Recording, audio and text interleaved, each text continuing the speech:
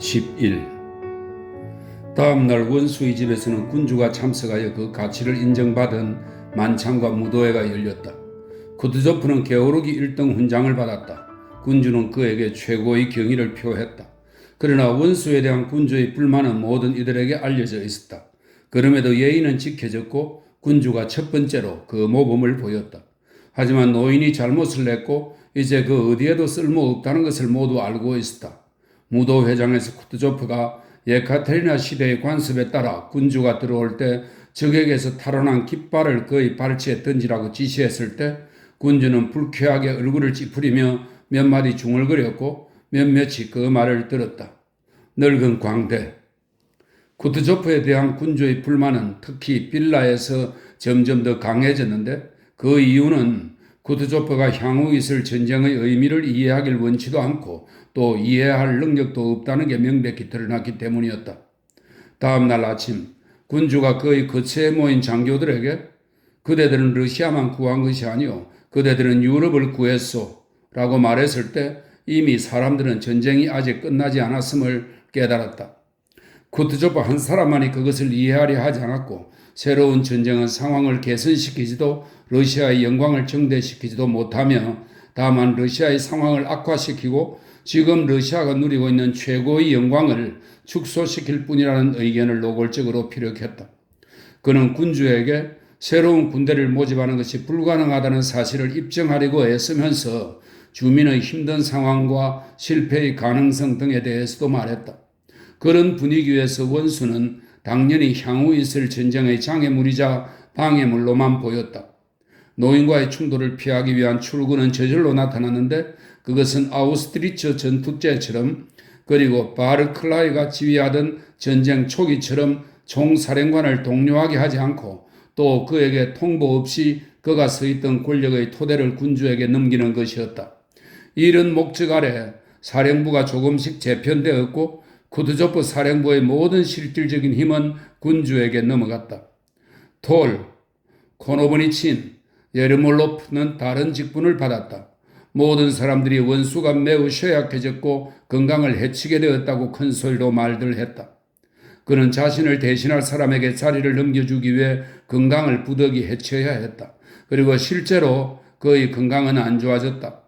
쿠투조프가 민병대를 모집하기 위해 튀르크에서 베테르부르크의 제무국에 왔다가 그가 반드시 필요한 순간 군대에 자연스럽고도 단순하게 점진적으로 나타났던 것처럼 쿠투조프의 역할이 다하고 그 자리에 필요한 새로운 활동가 역시 똑같이 자연스럽고도 점진적으로 단순하게 나타났다. 1812년 전쟁은 러시아인의 마음에 소중한 국민적 의의 외에도 다른 의의, 즉 유럽적 의의를 가져야 했다. 서에서 동으로의 민족 이동 후에는 동에서 서로의 이동이 뒤따라야 했고 그 새로운 전쟁을 위해서는 쿠투조프와는 다른 자질과 시각을 가지고 그와 다른 동기로 움직이는 새로운 활동가가 필요했다. 쿠투조프가 러시아의 구원과 영광을 위해 반드시 필요했듯이 알렉산드르 1세 또한 동에서 서로의 민족 이동을 위해 여러 민족들이 국경을 회복하기 위해 반드시 필요한 존재였다. 쿠투조프는 유럽, 균형 그리고 나폴레옹이 의미하는 바를 깨닫지 못했다. 그는 그것을 이해할 수 없었다. 적이 섬멸되고 러시아가 해방되어 그 영광의 최고 수준에 오른 후 러시아 민족의 대표자가 된 이 러시아인에게는 러시아인으로서 더 이상 할 것이 없었다. 국민전쟁의 대표자에게 죽음 외에는 남은 것이 아무것도 없었다. 그리고 그는 죽었다. 12. 상당히 빈번한 일이지만 포로 시절의 피에르는 육체적인 결핍과 긴장감이 지나고 나서야 그 모든 고통을 느꼈다. 포로 신분에서 벗어난 뒤 그는 오레올로 갔고 도착한 뒤 사흘째 되는 날 키예프로 출발하려는 순간 병이 나서 석 달 동안을 알아 누워 있었다. 의사들의 말에 의하면 담낭염이 생겼다고 했다. 의사들이 그를 치료하고 피를 뽑고 물약을 주었는데도 불구하고 그는 건강을 회복했다. 포로 신분에서 해방되어 병에 걸리기까지 피에르에게 일어난 일은 그의 내부에 별다른 인상을 남기지 않았다. 그는 다만 비나 눈이 내리던 잿빛의 âm 울한 날씨, 내면의 육체적 우수, 다리와 옆구리의 통증만을 기억했다. 또 사람들의 불행과 고통에 대한 공통의 인상을 기억했다. 여러 질문을 던지며 그를 불안하게 만들었던 장교들과 장군들의 호기심, 그리고 승용마차와 말들을 찾으려고 고생했던 것을 기억했고, 그 무엇보다도 그 시기에 자신의 생각과 감정이 불능 상태에 있던 것을 기억했다. 자유로운 몸이 되었던 날, 그는 페테아 로스토프의 시신을 보았다. 바로 그날 그는 안드레이 공작이 보로디노 전투 후 한 달가량을 더 살다가 바로 얼마 전 야로슬라브의 로스토프가에서 사망했다는 사실을 알게 되었다. 그리고 바로 그날 데니소프는 피에르에게 그 소식을 전해주는 와중에 피에르가 오래전에 알았으리라 짐작하고 엘렌의 죽음을 언급했다. 그때 피에르에게는 이 모든 것이 그냥 기이하게만 여겨졌다. 그는 자신의 이 모든 순간의 의미를 이해하지 못하고 있음을 느꼈다. 그때 그는 인간들이 서로 죽이는 이런 장소에서 가능한 한 빨리 벗어나 조용한 은신처에 숨어 그곳에서 정신을 가다듬고 쉬면서 그동안 알게 된 모든 이상하고 새로운 것들에 대해 숙고하기 위해 황급히 서두르기만 했다. 그러나 오레올에 도착하자마자 병이 났다. 병상에서 의식을 회복한 피에르는 모스코바에서 온 두 하인 테렌티와 바시카가 자기 옆에 있는 것을, 그리고 피에르의 영지인 옐레츠에서 지내다가 피에르의 석방과 병에 대한 소식을 듣고 그를 돌보러 달려온 첫째 공작 영애를 보았다. 건강이 회복되는 동안 피에르는 최근 몇 달 동안 익숙해진 인상들을 조금씩 떨쳐내며 다음 날이 되어도 아무도 그를 어딘가로 몰아가지 않고 아무도 그에게서 따뜻한 침대를 빼앗지 않고 그에게 점심과 차와 저녁을 제공하는 생활에 익숙해졌다. 그러나 꿈속에서는 여전히 포로 상태에 있는 자신을 보았다. 그렇게 조금씩 피에르는 포로에서 풀려난 뒤 서로 알게 된 소식들, 즉 안드레이 공작의 죽음, 아내의 죽음, 프랑스군의 섬멸을 이해해 나갔다. 인간으로부터 떼어낼 수 없는 천부적으로 주어진 충만한 자유, 그 자유에 대한 즐거운 자각, 그가 모스코바를 떠나 첫 번째 휴식지에서 처음으로 겪었던 자유에 대한 자각이 회복기 동안 피에르의 영혼을 가득 채웠다. 그는 외적 상황과 상관없는 그 내적 자유가 이제는 넘치도록 풍부하고 호화로운 외적 자유에 둘러싸인 것 같아 놀랐다. 그는 낯선 도시에 아는 사람 없이 혼자 있었다. 그 누구도 그에게 무언가를 요구하지 않았다. 그를 어디로도 보내지 않았다. 그가 원하는 모든 것이 있었다. 아내가 죽었기 때문에 이전에 그를 끊임없이 괴롭히던 아내에 대한 생각도 이제는 더 이상 존재하지 않았다. 아, 너무 좋구나. 얼마나 좋은지. 깨끗한 식탁보 위에 향기로운 수프가 차려진 테이블 앞에 앉을 때마다, 밤이 되어 부드럽고 깨끗한 침대에 누울 때마다, 아내와 프랑스군이 더 이상 없다는 사실이 떠오를 때마다 그는 혼자말을 중얼거렸다. 아, 너무 좋구나. 얼마나 좋은지. 그리고 오랜 습관에 따라 자문하곤 했다. 다음에는 무슨 일이 생길까? 앞으로 뭘 할까? 그러고는 스스로에게 답했다. 아무것도 없어. 난 살아갈 거야. 아, 얼마나 좋은지. 예전에 그를 괴롭히던 것, 그가 부단히 찾던 것, 삶의 목표들은 이제 그에게 존재하지 않았다. 그가 찾던 삶의 목적이 지금 이 순간에만 우연히 존재하지 않는 것이 아니라 그는 그 목적이 존재하지도 않고 또 존재할 수도 없다는 것을 알았다. 그리고 그런 목적의 부재가 그 무렵 그의 행복을 이루던 자유에 대한 충만하고 기쁜 자각을 그에게 주었다. 이제 그가 믿음을 가졌기 때문에 그는 목적을 가질 수 없었다.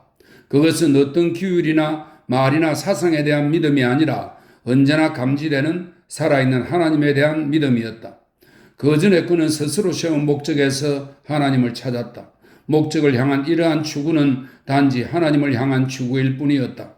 그리고 포로 시절 불현듯 말과 판단이 아닌 직접적인 감각으로 이미 오래전 보모가 말한 것을 깨달았다.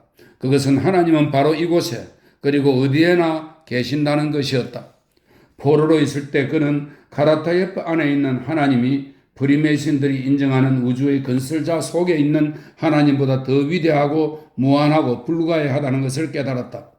그는 눈을 긴장시켜 멀리 바라보다가 자신의 발 근처에서 자신이 찾던 것을 발견한 사람의 기분을 느꼈다. 그는 평생 주위 사람들의 머리 위 그 어딘가를 응시했다. 그런데 눈을 긴장시킬 필요 없이 그냥 앞을 보기만 하면 되었던 것이다. 예전에 그는 어디에서도 위대하고 불가해하고 무한한 것을 볼 수 없었다. 어딘가에 반드시 있을 거라고 느끼기만 하여 그것을 찾았다.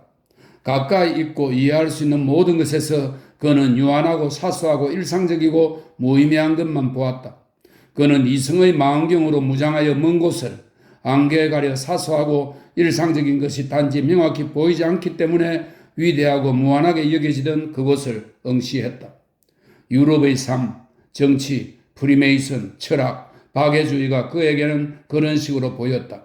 하지만 그가 자신의 약점으로 여기던 그의 이성은 그 순간에도 그 먼 곳을 꿰뚫어보고 거기서 똑같이 사소하고 일상적인 것을 보았다. 이제 그는 모든 것에서 위대하고 영원하고 무한한 것을 보는 법을 습득했고 따라서 그것을 보기 위해 그 관조를 즐기기 위해 예전에 사람들의 머리 너머로 바라보았던 망원경을 버리고 그의 주변에서 영원히 변하고 영원히 위대하고 불가해한 무한한 삶을 기쁘게 관조하는 것은 자연스러운 일이다. 가까이 가서 보면 볼수록 그는 점점 더 평온하고 행복해졌다. 이전에 그의 모든 지적 건축물들을 파괴하던 무서운 질문, 왜는 이제 그에게 존재하지 않았다. 이제 왜라는 그 질문에 대해 그의 마음속에는 다음과 같은 단순한 답이 항상 준비되어 있었다. 하나님이 계시기 때문에, 하나님의 의지 없이는 사람의 머리에서 머리카락 하나 떨어지지 않기 때문에. 13. 피에르의 외적인 면은 거의 변하지 않았다. 외관상 그는 예전과 마찬가지로 얼이 빠져 있었고 눈앞에 있는 것이 아니라 자신의 특별한 무언가에 몰두해 있는 듯 했다. 이전과 현 상태의 차이라면 예전에는 눈앞에 있는 게 무엇이고 사람들이 자신에게 하는 말이 무엇인지 잃어버릴 경우 마치 아무리 애써도 자신과 멀리 떨어진 무언가를 인식하지 못했다는 듯 괴롭게 이 말을 찡그렸다는 점이다. 지금도 그는 사람들이 자신에게 무슨 말을 하는지 눈앞에 무엇이 있는지 잊곤 했다. 그러나 이제는 필시 전혀 다른 무언가를 보고 듣는 게 분명했지만 마치 조롱하는 듯한 희미한 미소를 띤 채 눈앞에 있는 것을 주시하고 사람들이 자신에게 하는 말을 주의 깊게 들었다. 예전에 그는 착하지만 불행한 사람으로 보였다. 그래서 사람들은 무의식적으로 그를 멀리했다. 이제 그의 입가에는 삶을 기뻐하는 미소가 감돌고 눈에는 사람들에 대한 관심, 즉 저들도 나처럼 만족하고 있는가 하는 물음이 빛나고 있었다. 그래서 사람들은 그와 함께 있는 것을 유쾌해했다. 예전에 그는 말이 많았고 흥분했으며 다른 사람들의 말을 거의 듣지 않았다. 그러나 이제는 이따금 대화를 즐기면서 사람들이 마음속 가장 깊이 숨겨둔 비밀을 그에게 기꺼이 털어놓을 만큼 잘 들어주었다. 피에르를 한 번도 좋아한 적이 없었던, 특히 노백작의 죽음 이후 자신이 피에르에게 신세진 것을 알고 난 이후 그에게 증오를 품었던 공작영애는 피에르가 은혜를 저버렸음에도 불구하고 그의 간호를 자신의 의무로 생각한다는 것을 그에게 증명하고자 오르르로 찾아왔고 거기서 머무른 지 얼마 되지 않아 분하고 놀랍게도 그를 좋아한다는 사실을 바로 지각했다.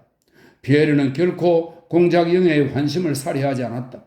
호기심을 갖고 그녀를 주시했을 뿐이었다. 예전에 공작영애는 자신을 바라보는 그 시선에 무관심과 조소가 담겨 있다고 느꼈다. 그래서 다른 사람들 앞에서 그러듯 그의 앞에서도 몸을 움츠리고 자기 삶의 전투적인 측면만 보여주었다. 반면 이제 그녀가 느끼는 바 그는 그녀 삶의 가장 내밀한 부분까지 파고드는 것 같았다. 그래서 처음에는 의심하면서 그 다음에는 감사히 자신의 성격 가운데 감춰진 좋은 면들을 그에게 보여주었다. 아무리 교활한 인간도 그녀의 가장 좋았던 젊은 시절의 추억을 불러일으켜 그 추억에 공감하면서 그보다 더 능숙하게 공작영애의 환심을 사지를 못했을 것이다. 그러나 피에르의 교활함이라는 것은 악의와 냉담함 그리고 나름의 오만함을 드러내는 공작영애에게 인간적인 감정을 불러일으키면서 자신의 만족을 찾는 데 불과했다.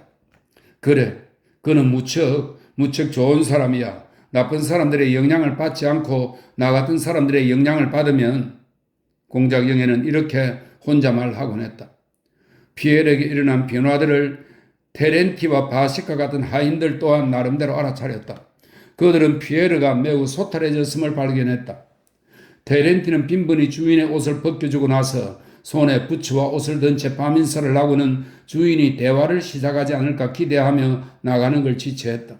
그러면 대개 피에르는 테렌티가 이야기하고 싶어하는 것을 알아차리고 그를 불러 세웠다. 그런데 말이지, 나에게 말해주게. 자네들은 어떻게 먹을 것을 구했지? 그는 이렇게 물었다. 그러면 테렌티는 모스크바의 황폐화에 대해 고인이 된 백작에 대한 이야기를 하기 시작했고, 옷을 든 채 이야기하거나 때로는 피에르의 이야기를 듣기도 하면서 한동안 서 있다가 자신을 대하는 주인의 친절함과 주인을 향한 자신의 친밀함을 유쾌히 의식하며 복도로 나갔다. 피에르를 치료하려고 매일 방문하는 의사들의 의무에 따라 매 순간이 고통받는 인류를 위해 소중하다는 표정을 짓는 것을 자신의 의무로 여기는 사람들이었음에도 불구하고 피에르의 집에 몇 시간씩 머무르며 자신이 좋아하는 역사에 대해 그리고 자신이 관찰한 환자 전반의 특히 귀부인들의 성품에 대한 이야기를 해주곤 했다. 맞아요. 그런 사람과 이야기하면 즐겁죠. 우리 지방 사람과 이야기하는 것과는 달라요. 그는 이렇게 말하곤 했다. 오래오래는 포로가 된 프랑스 장교들이 몇 살았는데 의사가 그들 가운데 젊은 이탈리아인 장교 하나를 데려왔다. 그 장교는 피에르의 집에 오기 시작했고 공작영에는 이탈리아인이 피에르에게 보여주는 부드러운 감정을 비웃었다. 이탈리아인은 피에르를 찾아와 자신의 과거와 가족 생활과 사랑에 대해 이야기할 때만, 그리고 프랑스인들, 특히 나폴레옹을 향한 분노를 쏟아낼 때만 행복해 보였다. 만약 모든 러시아인들이 당신과 조금이라도 비슷하다면 이런 민족과 전쟁을 하는 것은 신성모독입니다. 그는 피에르에게 말했다. 당신은 프랑스인들로부터 그토록 모진 고통을 받았는데도 그들에게 적의조차 품고 있지 않아요. 피에르가 그 이탈리아인의 열정적인 사랑을 얻게 된 것은 단지 그의 영혼에서 가장 좋은 면들을 소환하여 그것에 감탄한 덕분이었다.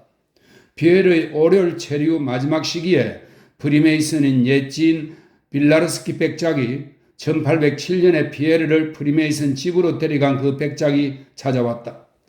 빌라르스키는 오래오래 큰 영지를 가지고 있는 부유한 러시아 여자와 결혼했고 도시에서 식량부서의 임시직을 맡고 있었다. 베조프가 오렬에 있다는 걸 안 빌라르스키는 가까이 지낸 적이 전혀 없는데도 그를 찾아와 황야에서 마주친 사람들이 서로에게 통상 그러듯이 우정과 친밀감을 드러냈다. 빌라르스키는 오래오래서 무료하게 지내다가 자신과 같은 부류의 사람을, 그가 생각하기에 똑같은 관심을 가진 사람을 만나 행복했다. 그러나 빌라르스키는 피에르가 현실 생활에서 너무 뒤처졌으며 자기 혼자서 피에르를 정의한 바에 의하면 그는 무기력과 에고이즘에 빠져 있는 것을 알아차리고는 놀랐다. 스스로를 방치하고 있군요, 친구. 빌라르스키는 피에르에게 말했다. 하지만 피에르와 있는 것이 예전보다 더 즐거웠고 그래서 매일 찾아왔다. 피에르는 빌라르스키를 보고 그의 이야기를 들으면서 자신이 바로 얼마 전까지만 해도 그와 똑같은 인간이었다는 생각에 믿기지 않을 만큼 놀랍고 이상야릇한 기분을 느꼈다. 빌라르스키는 가정을 가진 남자로 아내의 영지와 직무와 가족과 관련된 일에 종사했다. 그는 이 모든 일이 인생에 있어 방해물이고 그 모든 것이 경멸할 만한 것이라고 생각했는데 그 일들의 목적이 그와 가족의 사적인 행복이었기 때문이다. 전쟁, 행정, 정치, 프리메이슨에 관한 생각이 항상 그의 머릿속을 차지하고 있었다. 피에르는 빌라르스키의 시각을 바꾸려고 애쓰거나 그를 비난하지 않고 이제는 변함없이 자리 잡은 평온하고 즐거운 조소를 지으며 자신이 잘 아는 그 기이한 현상을 감탄하듯 바라보았다. 빌라르스키, 공작영애, 의사, 그리고 요즘 만난 사람들과 피에르의 관계에서는 사람들의 호의를 끌어내는 새로운 특징이 있었다. 그것은 사람들 각자 나름대로 사물을 생각하고 느끼고 바라볼 가능성을 인정하는 것이었다. 그리고 말로서는 사람의 생각을 바꿀 수 없음을 인정하는 것이었다. 예전에는 피에르를 동요시키고 자극했던 개개인의 이런 당연한 독자성이 이제는 그가 사람들을 향해 갖게 되는 공감과 관심의 토대가 되었다. 자신의 삶과 타인들의 시각 사이에 혹은 자신과 타인들 사이에 존재하는 차이, 그리고 때로 절대적인 대립은 피에르를 기쁘게 만들었고 그로 하여금 온화한 조소를 짓게 했다. 실제적인 문제들에서도 이제 피에르는 예기치 않게 예전에 없던 무게중심이 자신에게 생긴 것을 느꼈다. 전에는 모든 금전 문제, 특히 엄청난 부를 소유했기 때문에 사람들이 너무 자주 돈을 요청하는 것이 그를 출구 없는 불안과 의심으로 내몰았다. 줄까 말까 그는 자문했다. 나에게는 돈이 있지만 저 사람에게 돈이 필요하다. 하지만 돈이 더 필요한 다른 사람이 있다. 누구에게 돈이 더 필요할까? 둘 다 사기꾼은 아닐까? 예전에는 그 모든 추측에서 어떤 해결책도 발견하지 못하고 줄만한 것이 있는 한 모두에게 다 주었다. 또 예전에는 자신의 재산에 관한 문제가 생길 때마다 역시 똑같은 의혹에 빠졌는데, 왜냐하면 어떤 이는 이렇게 해야 한다 말하고 또 어떤 이는 저렇게 해야 한다고 말했기 때문이었다. 이제 그는 스스로도 놀랄 정도로 이 모든 문제에서 더 이상 의혹이나 망설임을 느끼지 않았다. 이제 그의 안에 자신이 알지 못하는 어떤 법에 따라 무엇을 해야 하고 무엇을 하지 말아야 하는지 결정하는 심판관이 나타났다. 그는 예전과 마찬가지로 돈 문제에 관심이 없었다. 그러나 이제 무엇을 해야 하고 무엇을 해서는 안 되는지 명확히 알았다. 이 새로운 심판관이 처음으로 나선 것이 포로인 프랑스 대령이었다. 그는 피에르를 찾아와 자신의 전쟁 업적에 대해 길게 늘어놓은 후 대화 끝에 가서는 아내와 아이들에게 송금할 4,000프랑을 달라고 요구하다시피 했다. 피에르는 조금도 어려워하거나 긴장하지 않고 요구를 거절했다. 그러면서 예전에는 해결할 수 없을 정도로 어렵게 보이던 것이 얼마나 간단하고 쉬운 일이었는지 알고 놀랐다. 그때 그는 대령의 청을 거절하는 동시에 자신이 오레오를 떠날 때에는 돈이 필요할 게 분명한 이탈리아인 장교가 돈을 받도록 하기 위해서는 기지가 필요하다고 생각했다. 피에르에게 있어 실제적인 문제들에 대한 자신의 견고한 시각을 보여주는 새로운 증거는 아내의 빚 문제, 그리고 모스크바 저택과 별장의 수리 여부에 대한 자신의 결정이었다. 그의 수석 관리인이 오레올에 왔고 피에르는 그와 함께 변화가 생긴 수입에 대해 총결산을 했다. 수석 관리인의 계산에 따르면 피에르는 모스크바 화재로 200만 루블가량을 지출해야 했다. 수석 관리인은 이 손실에 대한 위로로 다음과 같은 안을 제시했다. 즉, 그만한 손실에도 불구하고 백작 부인이 사후에 남긴 그가 지불할 의무가 없는 빚을 갚지 않고 매년 8만 루블만 지출될 뿐 아무 이익도 내지 않는 모스크바 시내의 저택과 근교의 별장들을 수리하지 않는다면 그의 수입은 줄어들기는커녕 늘어날 거라는 계산이었다. 네네, 그 말이 맞아요. 피에르는 유쾌한 미소를 지으며 말했다. 네네, 나에겐 그것이 전혀 필요 없어요. 그러고 보니 난 파산한 뒤에 훨씬 더 부자가 되었네요. 그러나 1월에 모스크바에서 사벨리치가 와서 모스크바의 상황에 대해 저택과 모스크바 근교에 있는 별장을 수리하기 위해 건축가가 뽑은 견적을 이야기했는데 그는 마치 그 문제가 이미 결정된 것처럼 말했다. 그 무렵 피에르는 바실리 공작과 베테르부르크의 여러 지인들로부터 편지를 받았다. 편지에는 아내의 빚에 대한 언급이 있었다. 그러자 피에르는 그가 그토록 마음에 들어했던 수석 관리인의 계획이 믿을만하지 않으므로 직접 베테르부르크에 가서 아내와 관련된 문제를 다 해결하고 모스크바의 집을 다시 짓기로 결정했다. 왜 그럴 필요가 있는지 그는 알지 못했으나 그래야 한다는 것을 의심할 여지 없이 잘 알고 있었다. 그런 결정을 내렸을 때 그의 수입은 4분의 3 정도 줄어들 것이다. 하지만 그렇게 해야 했다. 그는 그렇게 느꼈다. 빌라르스키가 모스크바로 떠날 예정이어서 그들은 함께 떠나기로 약속했다. 피에르는 오레올에서 건강을 회복하는 내내 기쁨과 자유와 생명의 감정을 느꼈다. 그러나 여행하는 동안 자신의 자유의 세계에 있다는 것을 깨닫는 한편 수백 명의 새로운 얼굴들을 보았을 때 이러한 감정은 훨씬 더 강해졌다. 그는 여행 내내 방학 중인 학생의 기쁨을 느꼈다. 모든 사람들, 마부, 역장, 길 위나 마을의 농부들, 이들 모두가 그에게 새로운 의미를 띠고 다가왔다. 빌라르스키의 존재, 그리고 러시아의 가난과 유럽보다 심한 무지에 대한 빌라르스키의 쉼없는 불평과 의견도 피에르에게는 기쁨을 불러일으킬 뿐이었다. 빌라르스키가 죽음과도 같은 것을 본 곳에서 피에르는 놀랄 만큼 강인한 생명력을, 눈두빈 광활한 공간에서 전체적이면서 특별하고 유일한 사람들의 삶을 지탱하는 힘을 보았다. 그는 빌라르스키의 말을 반박하지 않으면서 마치 빌라르스키의 말에 동의하듯 동의하는 척하는 것이 어떤 결론에도 이를 수 없는 토론에서 빠져나오는 가장 간단한 방법이었기 때문에 즐거운 미소를 지으며 그의 말에 귀 기울였다. 14. 개미들이 무너진 개미총에서 무엇을 위해 어디로 서둘러 가는지, 어떤 개미들은 개미총에서 티끌과 알과 시체를 끌고 나오는데 반해 또 다른 개미들은 개미총으로 되돌아오는지, 무엇을 위해 개미들이 서로 충돌하고 서로를 쫓고 싸우는지 설명하기 어렵듯 프랑스군이 떠난 후 러시아 사람들을 이전에 모스크바라 불리던 장소로 서둘러 가게 한 원인 역시 설명하기 어려울 것이다. 그러나 파견된 개미총 주위에 흩어진 개미들을 보면 개미총이 완전히 붕괴되어도 우글거리는 수많은 곤충들의 끈기와 힘, 무수한 수로 인해 개미총의 전체 힘을 형성하는 견고하고 비물질적인 어떤 것은 예외적으로 파괴될 수 없듯이 10월의 모스크바 역시 관청과 교회와 성물과 풍부한 물자와 집들이 없어도 8월의 모스크바와 똑같았다. 모든 것이 파괴되었지만 비물질적인 그러나 강력하고 견고한 무언가는 예외였다.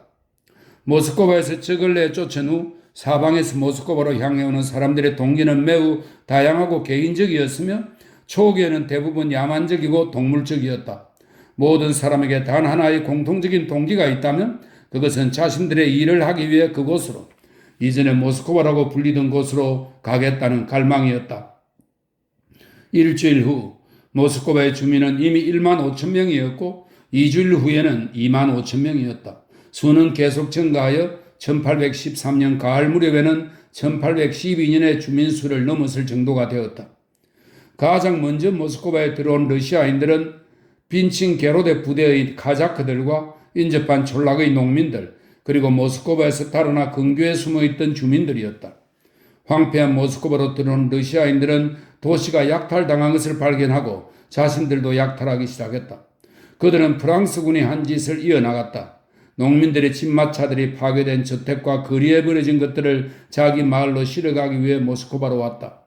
카자크들은 할 수 있는 최대한 자신들의 진영으로 실어갔다. 집주인들은 다른 집에서 발견한 것들을 전부 취하며 그것이 자신의 소유였다는 핑계를 대고 자기 집으로 운반해 갔다. 첫 약탈자들에 이어 두 번째, 세 번째 약탈자들이 왔고 약탈자들이 증감에 따라 약탈은 나날이 점점 더 어려워지고 보다 일정한 형태를 띠게 되었다. 프랑스군이 발견할 당시의 모스크바는 비록 텅 비긴 했지만 균형을 이루며 유기적으로 살아가는 군대의 모든 형태를 갖춘 도시, 상업, 수공업, 국정, 종교가 기능하고 호화로운 생활이 영위되는 도시였다. 이러한 형태는 생명력을 잃었으나 여전히 존재했다. 상점과 작은 가게, 창고, 곡물창고, 시장이 있었고 그곳에는 대부분 상품이 있었다.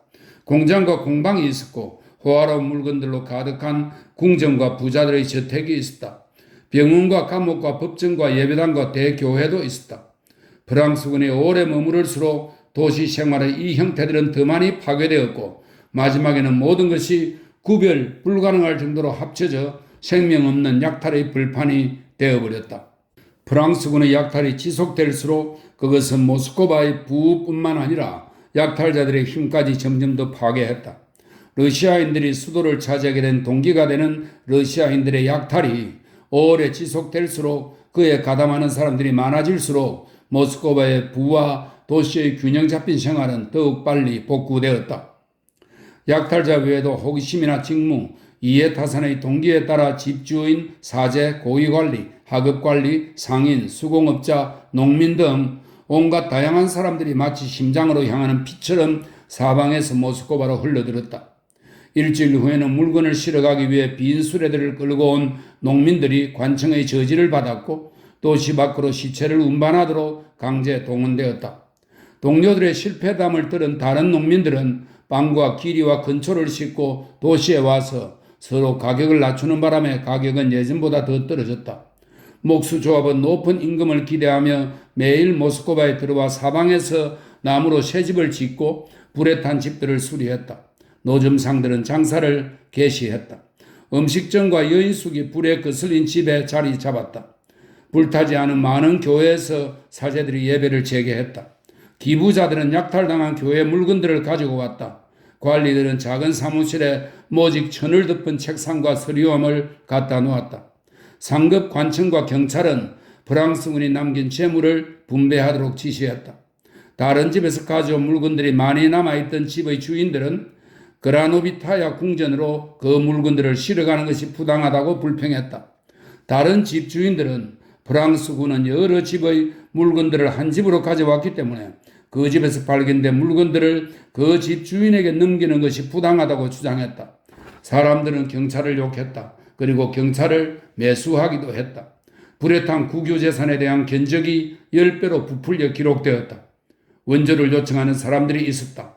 그러자 라스톱친 백작은 선언문을 작성했다. 15. 1월 말에 피에르는 모스크바로 와서 온전한 교체에 자리 잡았다.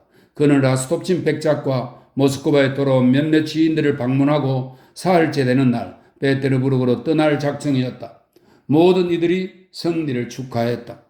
황폐해졌다가 되살아나고 있는 수도에서는 모든 것이 생명력으로 들썩였다. 모두가 피에르를 보고 기뻐했다. 모두가 그를 보고 싶어했고 모두가 그가 본 것에 대해 많은 질문을 던졌다. 피에르는 자신이 만난 사람들에게 특별한 친밀감을 느꼈다. 그러나 무언가에 매이지 않기 위해 이제는 무의식 중에 사람들을 조심스럽게 대했다. 중요하든 매우 사소한 질문이든 그는 사람들이 던지는 모든 질문에 똑같이 애매하게 대답했다. 앞으로 어디서 살 거냐? 집을 재건축하긴 할 거냐? 페테르부르크로 떠날 때 작은 괴짝 하나를 가지고 가줄 수 없냐? 라고 사람들이 물으면 그는 네, 아마도요. 그렇게 생각합니다. 등으로 대답했다. 로스토프가에 대해서는 그들이 코스트로마에 있다는 말을 들었고 나타샤를 생각하는 경우는 드물었다. 설령 그녀에 대한 생각이 든다 해도 오래전의 즐거운 추억으로서일 뿐이었다. 그는 자신이 생활 조건들로부터 자유로울 뿐 아니라 의도적으로 스스로에게 부과했다고 생각되는 그 감정으로부터도 자유롭다고 느꼈다. 모스크바 도착 후 사흘째 되는 날 그는 드루베츠코이가 사람들로부터 마리아 공작 영예가 모스크바에 있다는 사실을 알게 되었다. 안드레 공작의 죽음과 고통, 마지막 나날이 피에르의 생각을 자주 차지하곤 했는데 이제 그것들이 새로운 생생함을 띠고 그의 머리에 떠올랐다. 식사 중에 마리아 공작 영예가 모스크바에 있고 버즈드 비젠카 거리의 불타지 않은 자택에서 산다는 사실을 알게 된 피에르는 그날 저녁 그녀에게 향했다. 마리아 공작 영예의 집으로 가면서 피에르는 끊임없이 안드레 공작에 대해 그와 자신의 우정에 대해 그와의 여러 만남에 대해 특히 보로디노에서의 마지막 만남에 대해 생각했다. 그는 그때처럼 저기에 사서 죽었을까? 죽음 앞에서 그에게 삶의 이유가 보이지는 않았을까? 피에르는 생각했다. 그는 카라타예프와 그의 죽음을 떠올리며 본의 아니게 이 두 사람을 너무도 다르지만 한편으론 그들을 향한 피에르의 애정의 측면에서 그리고 둘 다 죽었다는 측면에서 너무도 비슷한 두 사람을 비교하기 시작했다. 피에르는 매우 심각한 기분으로 노 공작의 저택으로 향했다. 저택은 온전히 남아있었다. 파괴당한 흔적이 보였지만 저택의 분위기는 예전 그대로였다. 노 공작의 부재가 집안의 질서를 깨뜨리지 않았다는 점을 손님이 느끼길 바라는 듯 엄격한 표정으로 피에르를 맞이한 늙은 하인은 공작 영예가 자신의 방에 들어갔고 일요일에 방문객을 받는다고 말했다. 내가 왔다고 전해주게. 그럼 아마 맞아주실 거야? 피에르가 말했다. 알겠습니다. 하인이 대답했다. 초상화 방으로 드십시오. 몇 분 후 하인과 대살이 피에르에게 왔다. 공작 영예를 대신하여 대살은 영예가 그를 만나게 되어 매우 기쁘며 피에르가 그녀의 무례함을 용서한다면 2층에 있는 그녀의 방으로 와주기를 청한다고 전했다. 초 한 자루가 비추는 천장이 낮은 방에는 마리아 공작 영예가 앉아 있었고 검은 옷을 입은 누군가도 함께 있었다. 피에르는 공작 영예의 옆에 항상 말벗이 있었다는 것을 기억했다. 그들이 누구였는지, 그들이 어떤 사람들이었는지 피에르는 몰랐고 기억하지도 못했다. 말벗들 가운데 한 사람이로군. 그는 검은 옷을 입은 귀부인을 보며 생각했다. 공작 영예는 재빨리 일어나 그를 향해 한 손을 내밀었다. 그래요. 그가 손에 입을 맞춘 후 그녀는 그의 바뀐 얼굴을 찬찬히 들여다보았다. 우리가 이렇게 만나는군요. 오빠도 마지막 나날에 당신 이야기를 자주 했어요. 그녀는 시선을 피에르에게서 수줍어하는 말벗에게로 옮기며 말했는데 그녀의 수줍은 모습은 피에르를 순간 놀라게 했다. 당신이 구출되었다는 소식에 무척 기뻤어요. 우리가 오랫동안 받은 소식들 중에서 유일하게 기쁜 소식이었어요. 공작영애가 다시 더욱 불안하게 말벗을 돌아보더니 무언가 말하려 했다. 그러나 피에르가 그녀의 말을 가로막았다. 내가 안드레의 공작에 대해 아무것도 몰랐다는 걸 상상할 수 있겠습니까? 그가 말했다. 나는 그가 전사했다고 생각했습니다. 내가 아는 모든 것은 다른 사람들로부터 제3자를 통해 알게 된 것입니다. 내가 아는 건 그가 로스토프가에 갔다는 것뿐입니다. 정말 기이한 운명이죠. 피에르는 생기에 차 빠르게 말했다.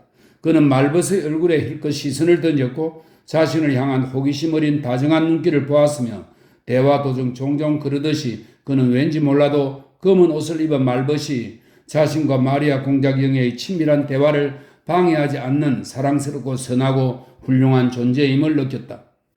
그러나 그가 로스토프가에 대해 마지막 말을 할 때 마리아 공작영애의 얼굴에 더더욱 강한 당혹감이 나타났다. 그녀는 다시 피에르의 얼굴에서 검은 옷을 입은 귀부인의 얼굴로 빠르게 시선을 옮기며 말했다. 당신 정말 모르겠어요? 피에르는 검은 눈과 기묘한 인매를 지닌 말벗 여자의 창백하고 갸름한 얼굴을 한 번 더 바라보았다. 오랫동안 잊고 있던 사랑스러운 이상의 친밀한 무언가가 그 주의 깊은 눈을 통해 그를 바라보고 있었다. 아니야, 그럴 리 없어. 그는 생각했다. 이 엄숙하고 야이고 창백하고 나이든 얼굴이 이 사람이 그녀일 리 없어. 그냥 그녀를 떠올리게 하는 얼굴일 뿐이야. 하지만 그때 마리아 공작영애가 말했다. 나타샤야요. 그러자 주의 깊은 눈의 얼굴이 마치 녹슨 문이 열리듯 힘겹게 해서 미소를 지었고 그 열린 문으로부터 갑자기 오랫동안 잊고 있던 특히 그로서는 생각도 할 수 없는 행복이 불어나와 그를 채웠다. 그것은 훅 불어와 그를 사로잡았고 그의 온 존재를 삼켜버렸다. 그녀가 미소 지었을 때 이미 더 이상의 의욕은 없었다. 그녀는 나타샤였고 그는 그녀를 사랑하고 있었다.